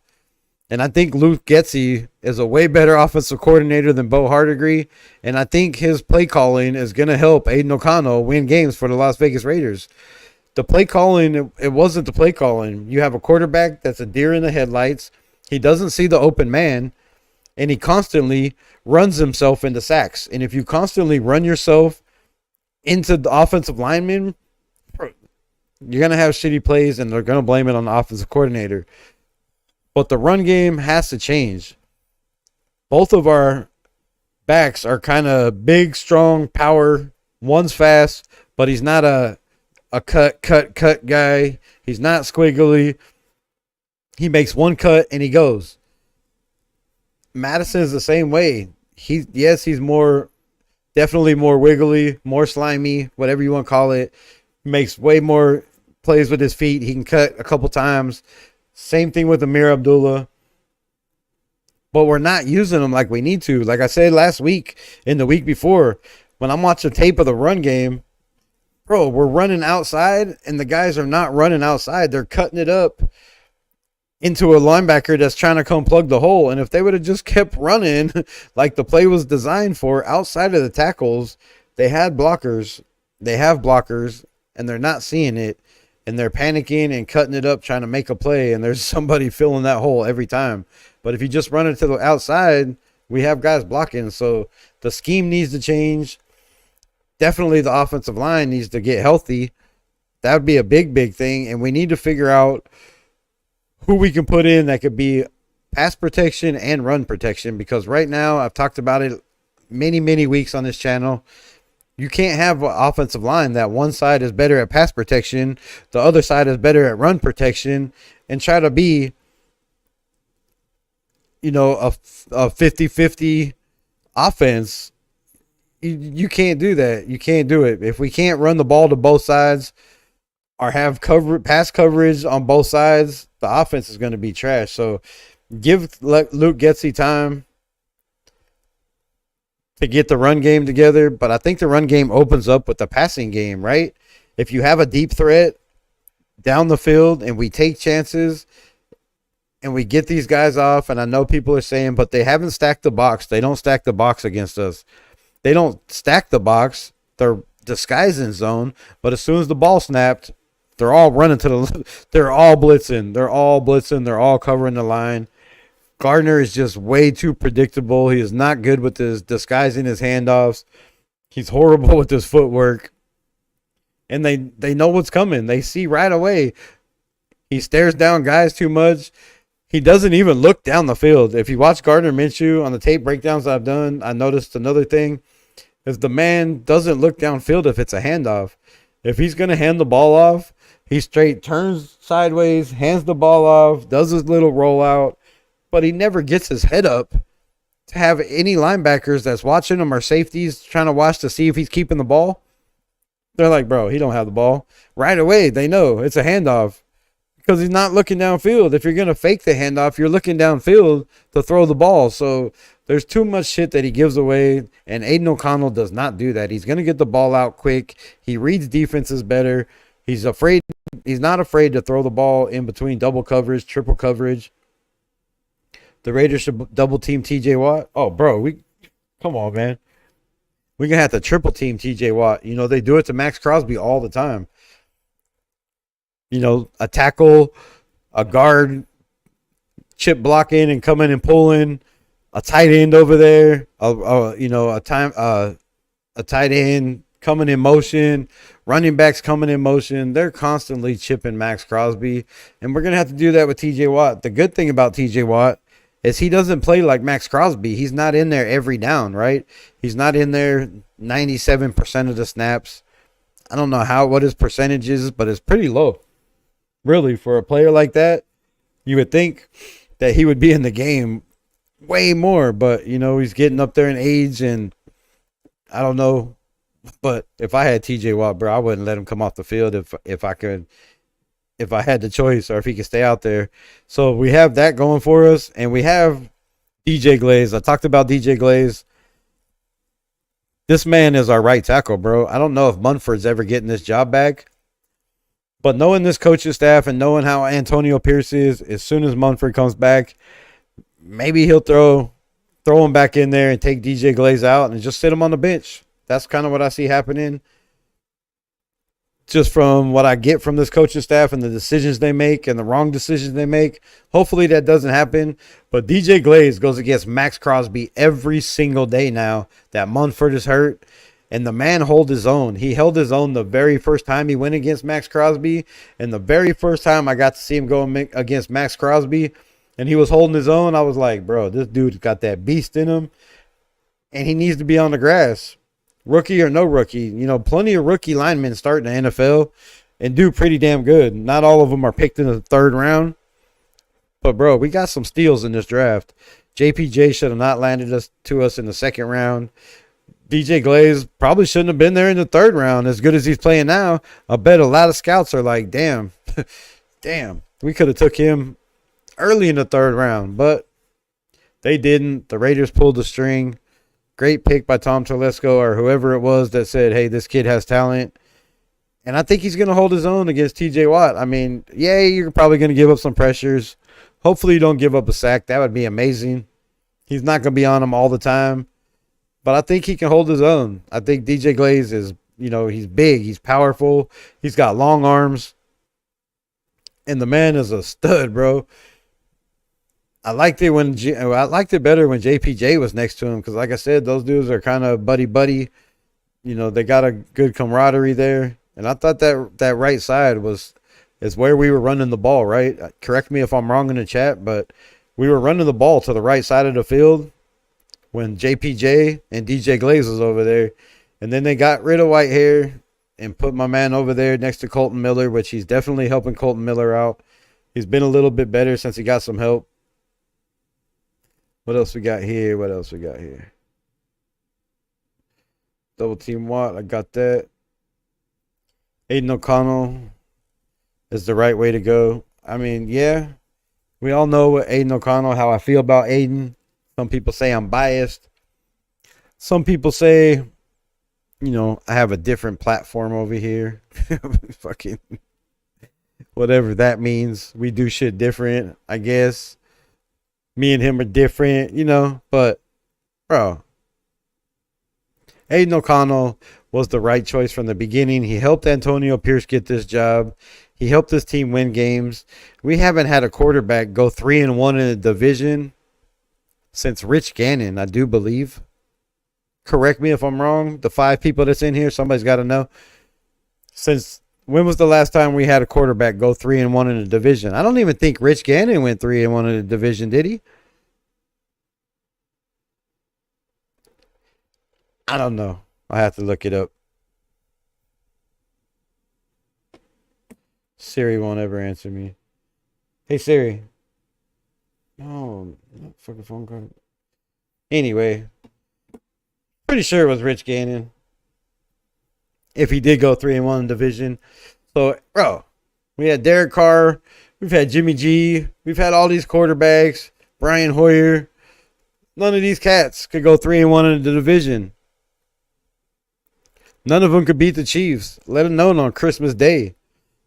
Like, Aiden O'Connell has that mentality. I heard somebody talk about why they want Shedeur Sanders. Because Shedeur Sanders talks a lot of shit, and he has to back it up. So he works extra hard to be able to talk the shit he talks because he doesn't want to look bad by talking shit and people be able to criticize him for talking shit and not be able to back it up. So he works extra hard to be able to back up the shit he talks. Okay, Aiden O'Connell don't talk shit, but Aiden O'Connell was a 8th string quarterback at Purdue that kept fighting, never gave up on himself, never gave up on the team. And when he got the opportunity, he shined. He was a 3rd string quarterback with the Las Vegas Raiders. Never gave up, held the clipboard. When he got an opportunity, he shined. He shined in preseason. He shined in the very first game. He took 7 stacks and still almost brought us back. And he should have been the quarterback from the get-go. And I think this team would have a lot better record. I think we'd be 4-1 right now if it was sent for Gardner Minshew's play. The Raiders are eyeing on the Texas Longhorn quarterback 2025. Are you saying they are, or you think they should? Because the Raiders should be eyeing every quarterback in the NFL draft this year. I mean, if I'm being 100% honest, yeah, Aiden O'Connell.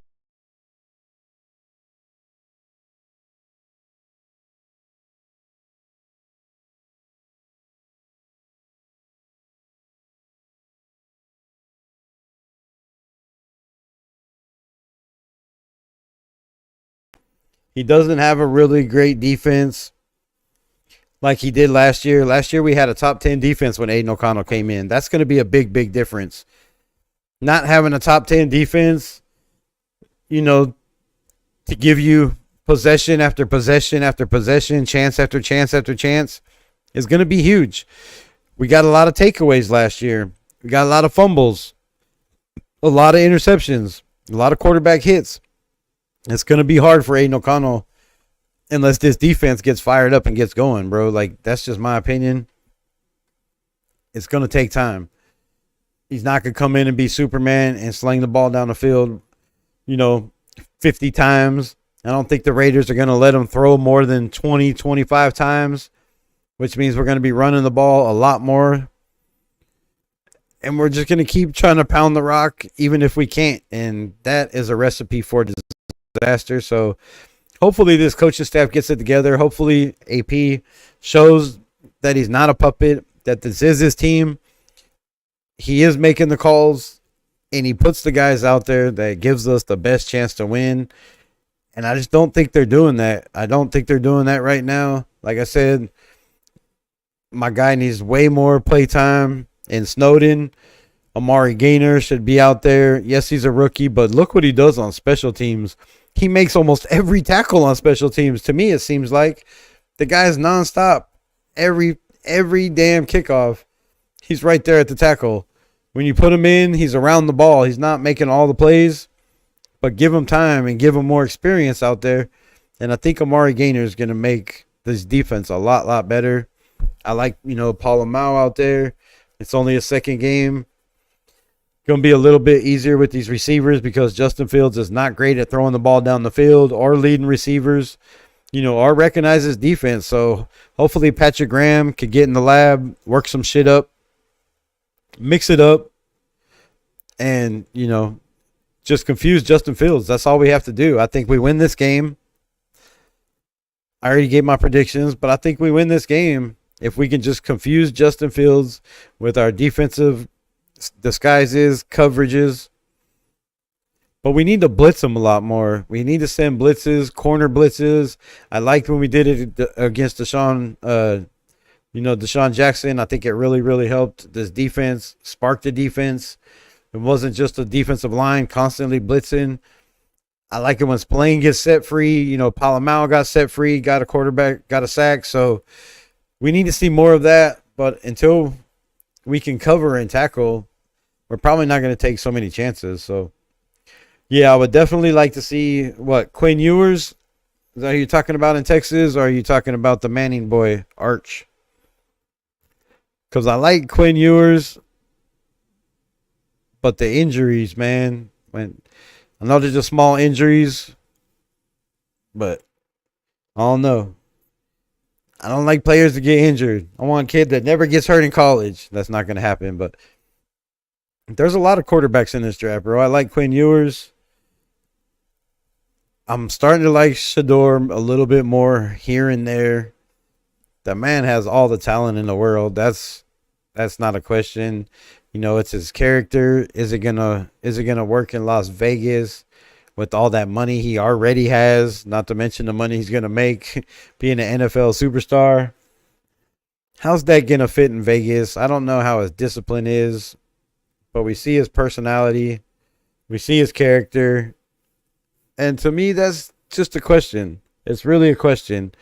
And when you have a question, most teams don't take chances, but they probably don't have the questions I have. But I had those questions about Jamarcus Russell too. So, but I was an Arkansas fan. I didn't really like LSU Tigers, so I was never huge on Jamarcus Russell. Just want to put that out there.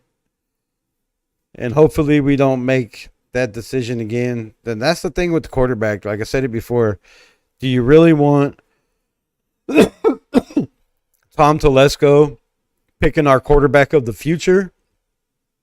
And do you really want Rick Scangarello and Luke Getsy, who you just said needs to be fired, grooming a quarterback for our future if he's around? Or Antonio Pierce, a defensive guy who knows shit about quarterbacks, or obviously Aiden O'Connell would have started in the beginning of the season. Do you want him bringing a quarterback along for our Las Vegas Raiders? Because, bro, I really don't. Like, I don't trust these guys until they show me with Aiden O'Connell that they can make Aiden O'Connell and develop him into the quarterback that I believe he could be. Which, I mean, ain't far off, bro. He's just got to get a little bit more balls, be a little bit more vocal, work on the mobility, which he seems to be working on because it's shown already on tape, right? If it shows on tape, it should show up in the game. And hopefully it shows up in the game. It showed up in the last game. I thought he was going to take a sack. I was holding my breath. I was holding my throat, choking myself at the same time, trying to just end it because if he took a sack, bro, I was going to lose it.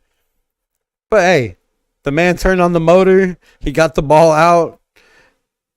It wasn't a safety. Good heads-up play by a veteran quarterback. I'm just kidding. No, but it was a veteran move for him to get the ball out and not take a safety when he had nobody to throw it to, because if he would have thrown it, it probably would have been an interception. Everybody was blanketed. And he had no choice but to run for his life. So he's shown a little bit more mobility. They're constantly practicing throwing on the run.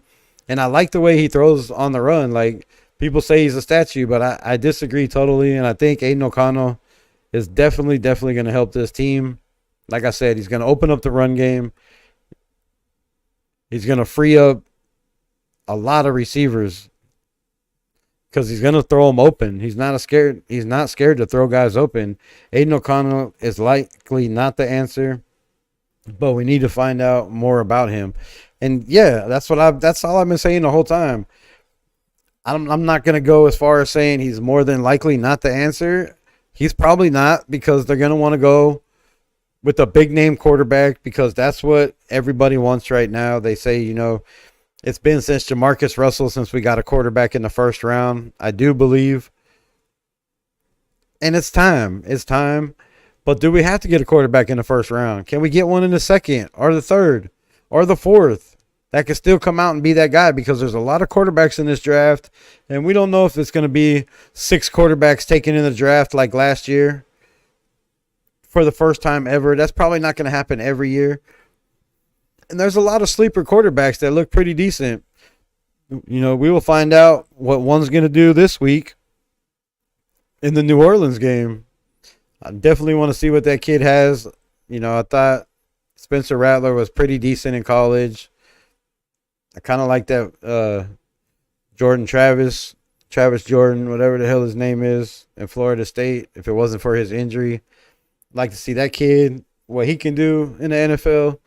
But both of those kids have talent, and we're about to find out if we made a big mistake in not taking Jordan Travis. I mean, not Jordan Travis. The fuck did I just say? Yeah, you know what I mean. Spencer Rattler. So, Spencer Rattler was there. We could have grabbed him. We went the running back that we're not even putting on the grass. And we have a quarterback that has been totally ass wipes all year, and another quarterback that nobody believes in except for very few people. But hey, Aiden O'Connell has been that guy. Like I said, his whole life, nobody's believed in him. He believed in himself. He had faith in himself. He had faith in his God.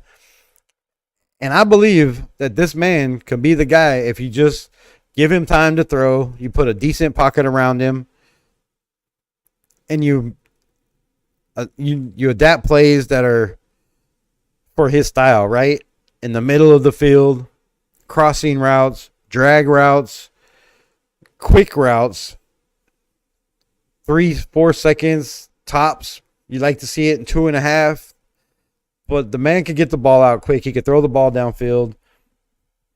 And I totally think now's the time we're going to see, right?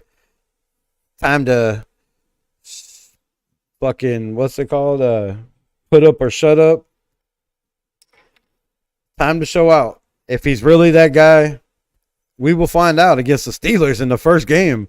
If this kid comes in and picks apart the Steelers defense, people are going to start questioning themselves about what they thought about Aiden O'Connell. And if he comes in and we have an offense that can run the ball and pass the ball overnight against a solid defense, then he's going to turn some heads. And I believe Aiden is that kid. I believe he has the mental ability. I love the way he progresses through his progressions. I like the way he reads defenses. He's always in the playbook. He knows what's coming. He knows what he needs to do. And he's just got to trust and believe in himself. And Devontae and Max have both said he's starting to talk shit in practice, coming into his own. So I'm definitely excited. Like I said, it's going to be growing pains. Yes, he's going to make mistakes. He's not God. He's not Jesus. Everybody makes mistakes. And Aiden is going to make some. Hopefully they aren't pick sixes for touchdowns like some of the other quarterbacks. But hey, we'll find out Sunday. And I hope and pray that this kid doesn't let the distractions, which I'm not even going to say that because I know he didn't let any distractions distract him last year. He stepped up like it was nothing. We were 3-5. Had no chance of anybody thinking that we were going to win any games with the team we had, with the coach we had, with the players we had. And look what we did last year. So I'm hoping. AP said he wanted to run it back. This is the close to running it back as we can get. We don't have Josh Jacobs. We don't have Amik Robinson. We don't have Belai Nichols. We lost some key pieces that helped us last year. But pretty much we're running it back. With the, Christian Wilkins won't be on the field. Adam Butler's going to get more play time. So this is the close AP is going to get to running it back, like he said at the end of the season. We just want to run it back. Well, now's your chance to run it back. Kind of had that chance at the beginning. They flopped on it. And like I said, let's run it back and see what happens. I mean, it can't be any worse, right? Somebody said, is Aiden O'Connell going to make this offense better? But, I mean, can you make it any worse? Can you really make it any worse? And if you can't make it worse, then yes, he's going to make it better. That's obvious. As long as he can just not turn the ball over, bro. Turn the ball over. But we need help from this defense. We need help from players like Tyree Wilson. We need turnovers. We need stops. We need 3-and-outs. We can't let this defense just be on the field nonstop and come out and get 3-and-outs. And I think Aiden O'Connell, if you watch him play, don't believe me. Don't take my word for it because I'm just a fan, bro, talking about my Raiders. So don't take my word for it. Go back, watch Aiden O'Connell's highlights. The man has plenty of potential to win us games. And he did it in crucial moments last year, and I believe he's going to step up Sunday and do it in another crucial moment because I think he thrives in the pressure, unlike the last quarterback that was in there. They are totally different quarterbacks, I said over and over again, and I think we will find out how different they are. If I'm wrong, shit, I'm wrong. I ate crow before, but thanks to all the 7 of you that are in here. I appreciate y'all pulling up, spending your Friday night, Saturday morning for me. I guess in 1 minute it'll be Saturday morning for most of y'all, if it's not already. But yeah, that's it. That's it. Comment on this video afterwards. Let me know if you guys are willing to do some kind of little pool every week. Winner takes all.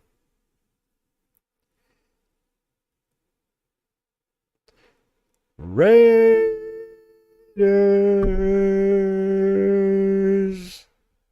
Just win, Aiden. That's what I'm saying. It's my new saying. Just win, Aiden. And with that, we out. Much love, man. I appreciate every single one of you. You could have been somewhere else on this Friday night, but you spend and chose time with me talking Raiders. And I love nothing more but to talk Raiders. So thank y'all from the bottom of my heart for always being here, for always supporting. Go Raiders. Sunday victory. I don't know if I'll be on tomorrow, but I will be on Sunday after the game for sure. And I might even do a fucking game breakdown tomorrow. I don't know, but much love. Peace out. Love y'all.